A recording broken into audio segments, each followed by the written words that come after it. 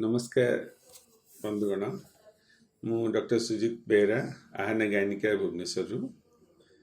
आज मु डिस्कस करी गोटे बहुत कॉमन टॉपिक जोटा समस्त को मन रे थाए बहुत पेशेंट आसंती धरिकी रिपोर्ट धरिकी पीसीओडी आपण माने समस्त निश्चय शुणुथिबे पीसीओडी नाटा विषय बहुत फेमिलियर थिबे पॉलीसिस्टिक ओवेरियन डिजीज जोटा कहंती हम गायनिक रे आपणकर पिवोटाल गर्ल अनमेरिड गर्ल अल्ट्रासाउंड करेंगे रिपोर्ट धरिए पीसीओडी देखिले संगे संगे टेंशन हो मोर पीसीओडी अच्छी पॉलीसिस्टिक माने बहुत सिस्ट अच्छी मोर ओभर रे माँ पेसेंट व्यस्त झील व्यस्त माँ व्यस्त घरे समस्त व्यस्त झीर मोर सिस्ट होगला पेसेंट भी आसती सेमती आम पाखु कौन ना पीसीओडी होगला मोर सिस्ट होगला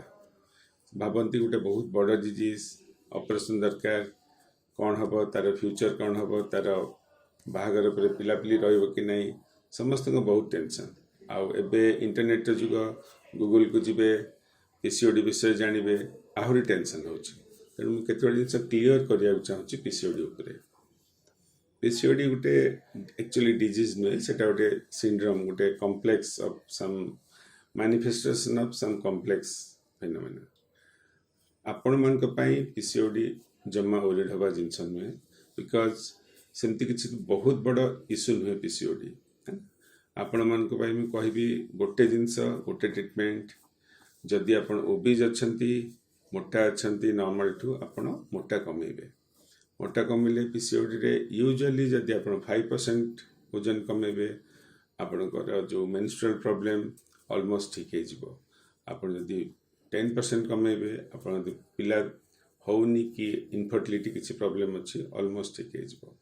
आपन को first treatment second treatment third treatment जोटा मोर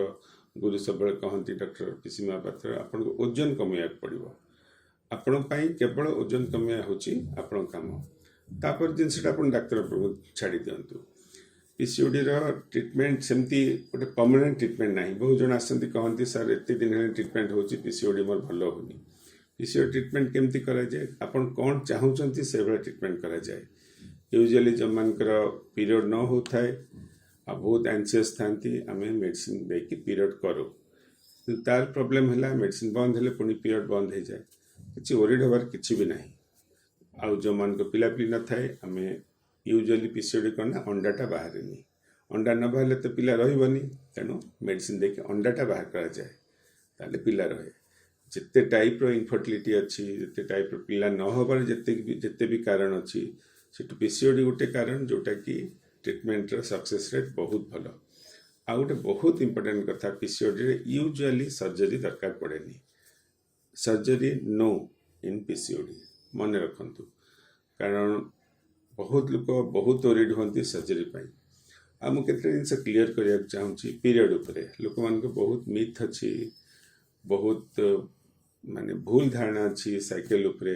समस्ते भावती पीरियड जो ब्लडटा सेटा दूषित ब्लड खराब ब्लड बाहर जावा कथा सेमती जमा भी नुहे सेटा आपण को ब्लड आ नॉर्मल ब्लड पीरियड टाइम रे कौन हुए आम यूट्रस भितर लेयर गोटे अच्छी एंडोमेट्रियम लेयर सेटा बाहरी आसे प्रति मास यूट्रस से एंडोमेट्रियम लेयर टाक बाहर कर दिए बाहरी बाहर कौन हुए एंडोमेट्रियम लेयर को जो ब्लड सप्लाई होता है से ब्लड किसी बाहरी आसे अब आम सब ट्रीटमेंट एम थाए से ब्लड टाक केमती कमेबू because that is your blood जिते ब्लड लॉस हम आप वीक हो एनिमिक हो तेणु एमती किसी भी ना जे नॉर्मल 3 दिन 4 दिन बेसी ब्लीडिंग हवा कथा सेमती किसी भी ना स्पॉटिंग हेले भी इट्स ओके जब टिके ब्लड गला इट इज ओके दिने ब्लड गला सी भी ओके कम ब्लीडिंग हेले आपणकर कौन क्षति हम ना बरং रादर बेसी ब्लीडिंग हेले आप वीक हो आप एनीमिया हम जिते सब साइड इफेक्ट अच्छे एनीमिया से बढ़ी बढ़ी चलो आप हार्ट पर प्रेसर पड़ो आप सेथा पड़े कम करें ये सब जिनस अच्छी तेणु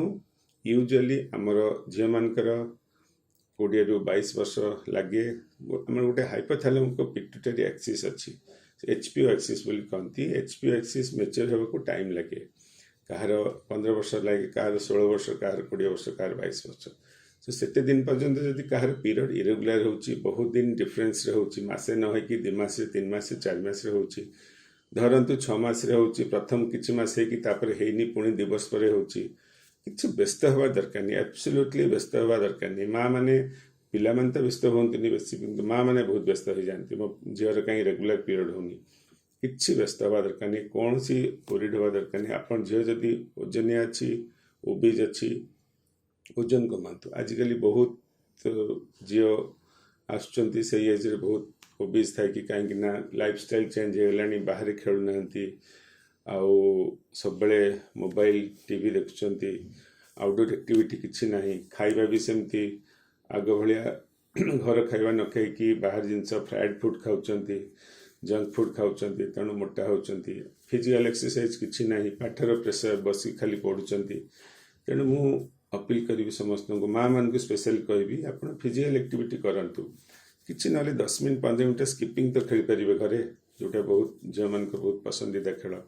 ଯେତେବେଳେ ପାଠ ପଢ଼ି ସାରୁଛନ୍ତି, ଟିକେ ରିଲାକ୍ସ କରୁଛନ୍ତି, ଟିଭି ଦେଖୁଛନ୍ତି, ଆପଣ ସେତେବେଳେ କୁହନ୍ତୁ ସ୍କିପିଂ କରିବେ। 15 ମିନିଟ୍ରୁ ଅଧଘଣ୍ଟେ ସ୍କିପିଂ କଲେ ବି ପିଲାଙ୍କ ପାଇଁ ବହୁତ ଭଲ ଆକ୍ଟିଭିଟି। ଓଜନ କମାନ୍ତୁ, ଆଉ ଏଟଲିଷ୍ଟ ପିଭଟାଲ୍ ଏରିଆରେ 20-22 ବର୍ଷ ପର୍ଯ୍ୟନ୍ତ ବ୍ୟସ୍ତ ହୁଅନ୍ତୁନି। ଯଦି ଇରେଗୁଲାର ସାଇକେଲ ହେଉଛି, ସେ ଆପେ ଆପେ ଠିକ୍ ହେଇଯିବ। ଜବରଦସ୍ତି ମେଡ଼ିସିନ ଖାଇକି ଟ୍ରିଟମେଣ୍ଟ କରିବା ଦରକାର ନାହିଁ। ପିସିଓଡ଼ି ପାଇଁ ଜମା ବ୍ୟସ୍ତ ହୁଅନ୍ତୁନି, ଡାକ୍ତରଙ୍କ ସହିତ ପରାମର୍ଶ କରନ୍ତୁ। ନିଜେ ଜମା ଭାବନ୍ତୁନି ଯେ ସିଷ୍ଟ ହେଇଗଲା, ଅପରେସନ୍ ହେବ, ପିଲାପିଲି ହେବନି, ଏଗୁଡ଼ା ସବୁ ଭାବିବା ପୁରା ଭୁଲ। ପିସିଓଡ଼ି ଇଜ୍ ଏ ପୁରା ଟ୍ରିଟେବଲ୍ ଡିଜିଜ୍। ଇଏ ନାହିଁ ଯେ ଆପଣ ପିସିଓଡ଼ି ଭଲ ହେଇଯିବ, ତା'ର ସିମ୍ପଟମ୍ ଗୁଡ଼ା ଭଲ ହେଇଯିବ। ମୁଁ ଆପଣଙ୍କୁ ଟେକ୍ ହୋମ୍ ମେସେଜ 2-3ଟା ଦେବି। ଫାର୍ଷ୍ଟ ଜିନିଷ, ପିସିଓଡ଼ିରେ ସର୍ଜରୀ ଦରକାର ନାହିଁ, ଅପରେସନ୍ ଦରକାର ନାହିଁ। ପଲିସିଷ୍ଟିକ୍ ଓଭେରିଆନ୍ ଡିଜିଜ୍ ଅପରେସନ୍ ଦରକାର ନାହିଁ, ତେଣୁ ଆପଣ ସେଇଟା ମୁଣ୍ଡ ଭିତରୁ କାଢ଼ି ଦିଅନ୍ତୁ। ଆଉ ପିସିଓଡ଼ି ଟ୍ରିଟମେଣ୍ଟ ତା'ର ସିମ୍ପଟମ୍ ପାଇଁ ହୁଏ, କ'ଣ ଦରକାର ଆପଣ ଟ୍ରିଟମେଣ୍ଟ ସେ ଅନୁସାରେ କରାଯାଏ। ପିସିଓଡ଼ି ଆପଣ ଭାବିବେ 6 ମାସ ଟ୍ରିଟମେଣ୍ଟ କରିବି ମୋର ଭଲ ହେଇଯିବ, ସେମିତି ବିଲକୁଲ ନାହିଁ, ସେଟା ରହିବ ଆପଣଙ୍କ ପାଖରେ। ଥାର୍ଡ଼ ଜିନିଷ, ପିସିଓଡ଼ି ଯଦି ଆପଣ ଓବିଜ୍ ଅଛନ୍ତି, ଆପଣ ପାଇଁ ଓଜନ କମାଇବାଟା ବହୁତ ଦରକାର, ବହୁତ ଦରକାର, ବହୁତ ଦରକାର। ଯଦି ଓବିଜ୍ ନାହାନ୍ତି, ଚେଷ୍ଟା କରନ୍ତୁ ଆପଣ ମୋଟା ହେବେନି। ମୋଟା ହେଲେ ପିସିଓଡ଼ି ଆହୁରି ଏଗାରଭେଟ୍ କରିବ, ଆପଣ ପିରିୟଡ଼ ଇରେଗୁଲାରିଟିଟା ଆହୁରି ବଢ଼ିବ। ଆଉ ପ୍ରଥମ କିଛି ବର୍ଷ ମେନର୍କି ମାନେ ପିରିୟଡ଼ ଆରମ୍ଭ ହେବାର କିଛି ବର୍ଷ ପର୍ଯ୍ୟନ୍ତ ଇରେଗୁଲାର ସାଇକେଲକୁ ଜମା ବ୍ୟସ୍ତ ହୁଅନ୍ତୁନି। ଆପଣ ଖାଲି ଦେଖନ୍ତୁ ଯେମିତି ପିରିୟଡ଼ ବେଶୀ ହେଉନି। ଆଉ 3 ମାସ 4 ମାସ 2 ମାସ ପିରିୟଡ଼ ହେଲେ କୌଣସି ବ୍ୟସ୍ତ ହେବା ଦରକାର ନାହିଁ, କି କୌଣସି ୟୁଜୁଆଲି ମେଡ଼ିସିନ ଖାଇବା ଦରକାର ନାହିଁ। ଧନ୍ୟବାଦ।